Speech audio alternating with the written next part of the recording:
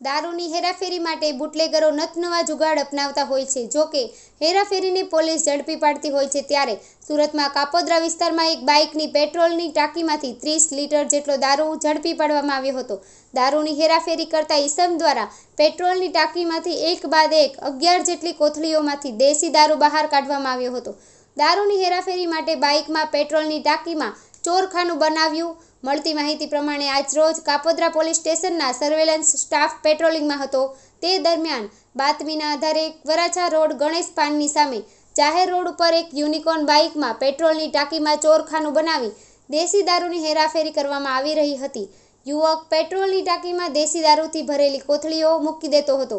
બાઇકની પેટ્રોલની ટાંકીમાં ચોરખાનું બનાવીને દેશી દારૂ સંતાડી ગેરકાયદેસર રીતે દારૂની હેરાફેરી કરતો હતો।